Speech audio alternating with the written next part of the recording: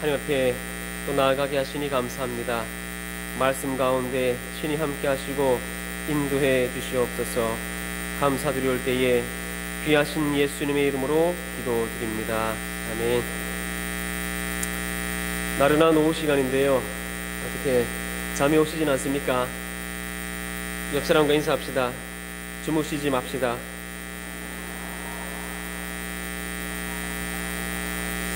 네, 6.25 기념 예배로 하나님 앞에 나가고 있습니다.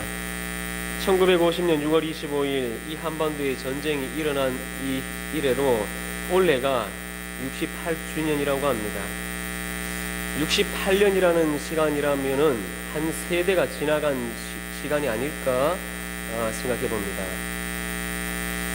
오랜 시간 우리는 이 분단된 조국 현실 앞에서 많이 괴로워했습니다. 한국교회는 지금까지 하나님 앞에 이 전쟁의 위협으로부터 우리를 지켜달라고 기도를 드렸습니다. 감사한 것은 어찌됐든 간에 이제 남북이 평화적인 분위기를 맞이하게 되었다라는 것입니다. 아무쪼록 소망하기는 다른 강대국의 개입이 아닌 남과 북이 마음을 열고 서로 상생의 길을 열어갈 수 있는 날이 오기를 간절히 소망합니다. 하나님께서 이 한반도에 평화를 주시고 또 서로 교류하는, 또 서로 협력하는 그런 날이 속히 오게 하실 줄로 믿습니다. 오늘 6.25 기념 예배를 드리는데 지나간 6.25 전쟁 이야기는 여기까지 하고 오늘날 우리 삶의 날마다 치열하게 벌어지고 있는 영적 전쟁에 대해서 한번 나눠보고자 합니다.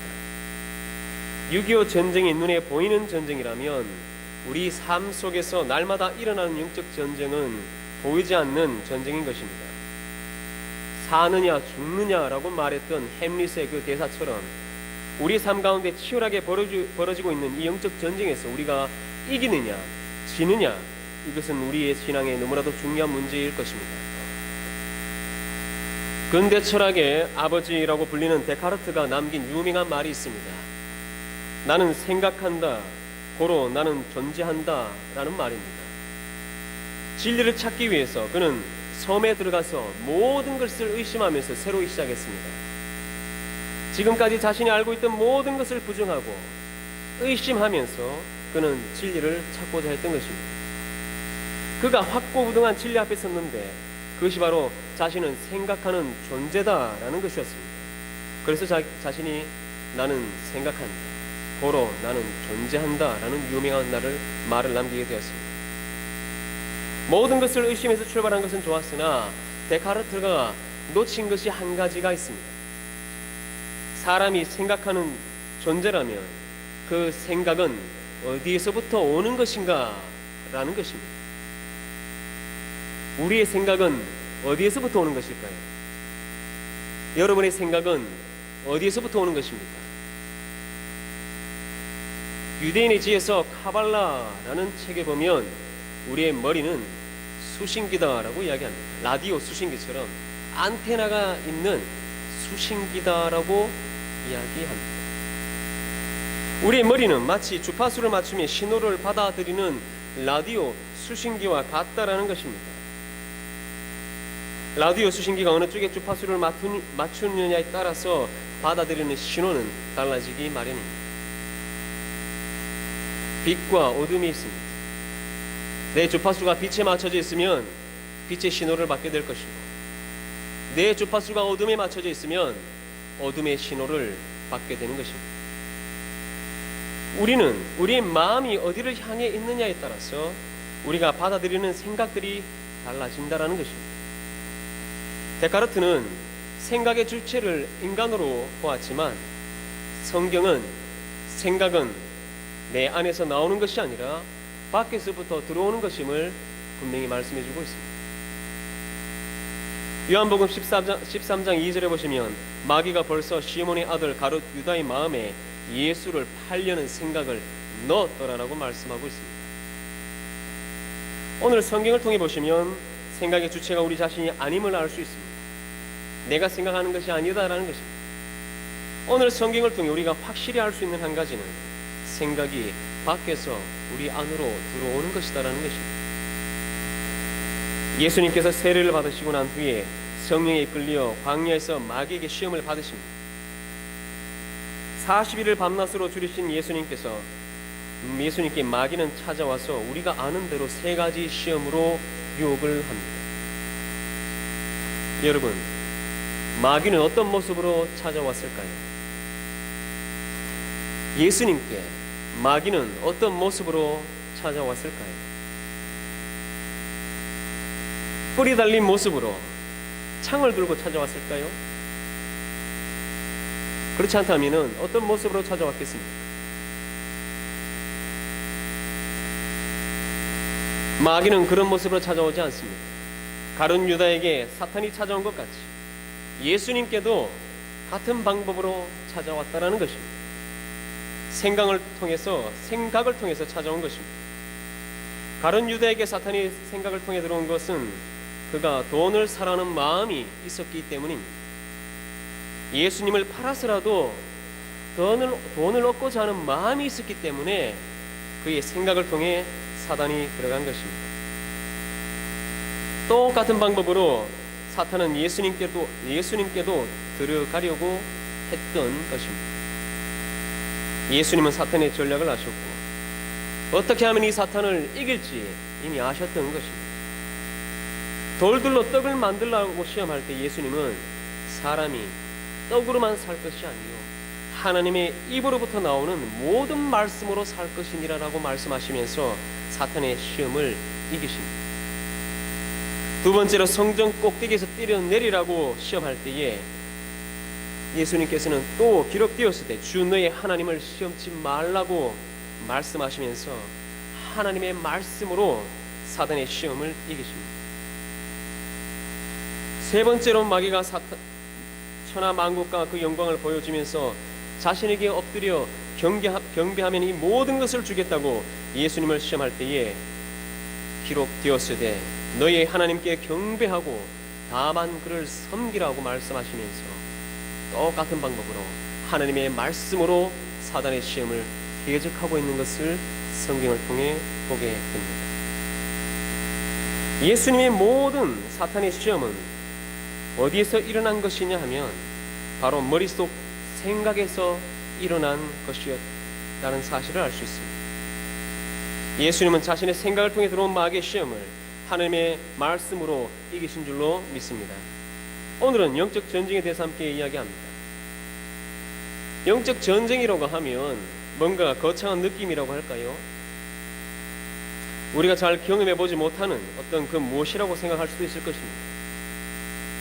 그러나 그렇지 않습니다. 어쩌면 우리 머릿속에 순간순간 매 순간순간마다 영적 전쟁은 벌어지고 있는지도 모르겠습니다. 우리가 잘 아는 에베소서 6장 12절에서는 우리의 싸움은 혈과 육을 상대하는 것이 아니요 통치자들과 권세들과 이 어둠의 세상 주관자들과 하늘에 있는 악의 영들을 상대한다고 성경은 말씀합니다. 오늘 성경을 통해 알 수 있듯이 우리의 영적인 싸움의 대상은 결코 만만치 않습니다. 통치자들과 권세들과 이 어둠의 세상 주관자들과 하늘에 있는 악의 영들이라고 말씀하고 있습니다. 먼저 우리가 잊지 말아야 하는 것은 우리 영적 전쟁의 장소가 어디냐 하는 것입니다. 여러분은 어디에서 영적 전쟁을 하고 있습니까? 위에서 다 말씀을 드렸듯이 우리 영적 전쟁의 장소는 바로 우리 생각 속이라는 것입니다. 우리 머릿속이 치열한 영적 전쟁의 장소인 것입니다. 구약은 육체로 지은 죄에 대해서 말씀하고 있습니다. 신약은 우리 마음으로 지은 죄에 대해서도 말씀하고 있습니다. 에덴 동산에서 아담과 하와가 사단의 시험을 이기지 못하고 에덴 동산에서 쫓겨난 이후로 구약의 시대는 생각과 마음을 지키지 못한 그런 시대를 살아갔던 것입니다. 그래서 구약은 영적 전쟁의 승리의 이야기보다 영적 패배의 이야기가 많이 나오고 있습니다. 왜냐하면 마음과 생각을 이미 빼앗겨 버렸기 때문입니다. 하나님께서 사랑하신 다윗 왕조차도 하나님이 그렇게 사랑하셨다는 다윗 왕조차도 한순간 마음을 지키지 못했어. 자신의 생각을 지키지 못했어. 우리아의 아내 바세바를 취하는 죄를 범하게 됩니다. 그런데 신약으로 넘어오면 하나님이 말씀을 통해 보면 우리의 마음과 생각을 그냥 두시지 않습니다. 마음으로 생각만 해도 죄라고 말씀하고 있습니다.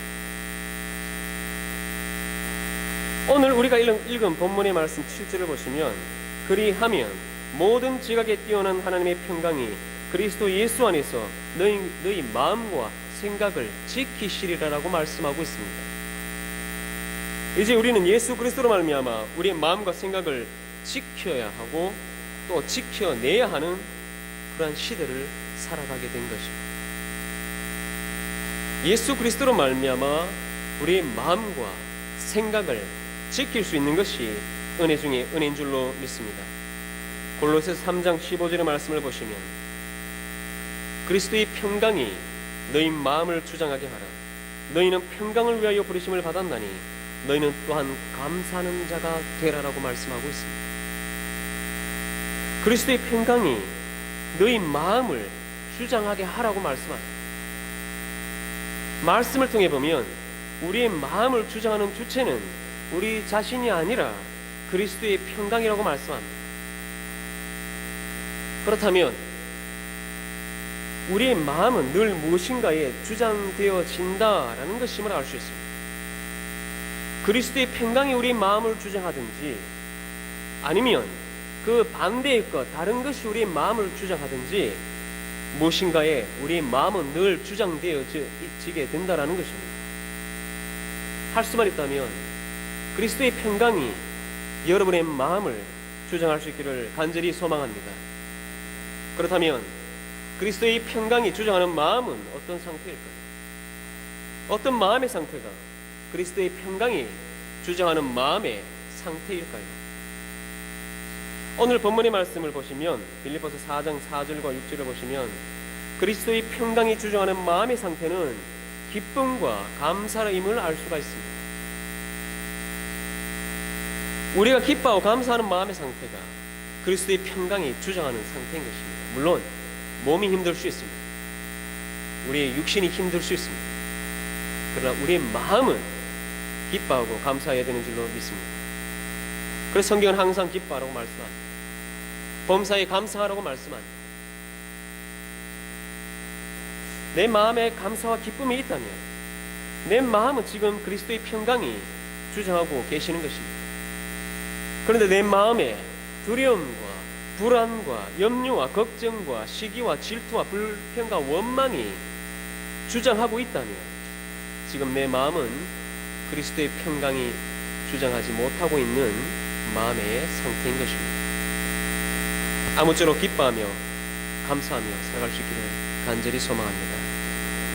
히브리서 10장 35절에서는 그러므로 너희 담대함을 버리지 말라. 이것이 큰 상을 얻게 하느니라고 말씀합니다.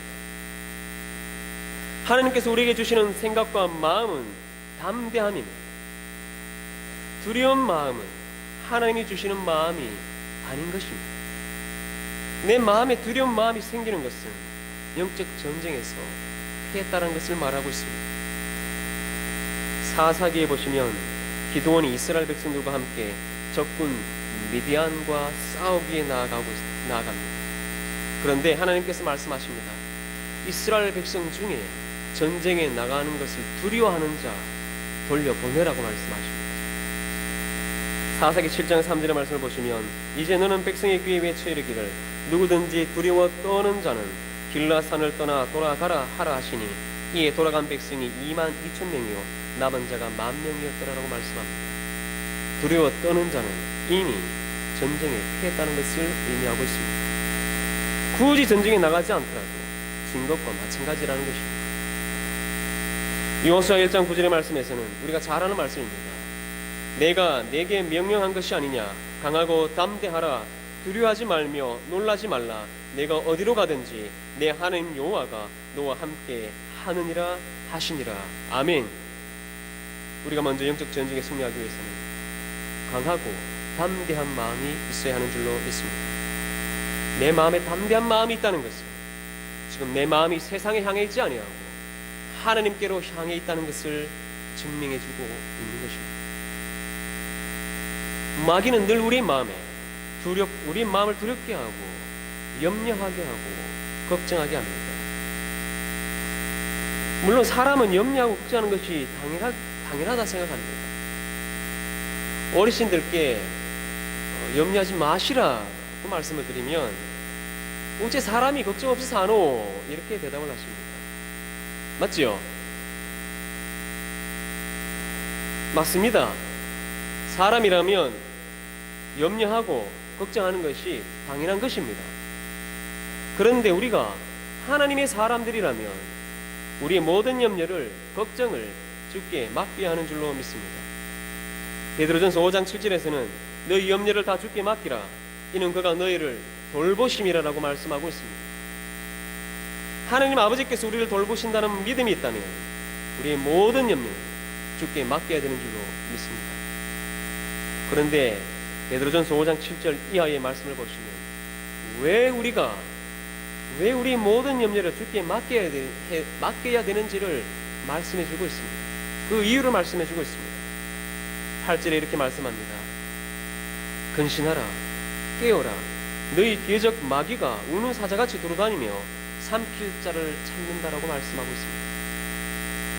염려를 다 주께 맡게 하는 이유는 뒤에적 마귀가 두루다니며 삼킬 자를 찾기 때문인 것입니다. 한번 염려하고 걱정하기 시작하면 염려와 걱정은 꼬리에 꼬리를 물고 계속해서 염려하게 하고 걱정하게 만듭니다. 마귀는 그런 마음의 생각에 가만 내버려 두지 않는 것입니다. 예수 믿는 사람에게 결코 있어서는 안 되는 두려움이 있습니다. 여러분, 예수 믿는 우리에게는 결코 있어서는 안 되는 두려움이 있습니다. 어떤 두려움이 우리에게 있어서는 안 될까요?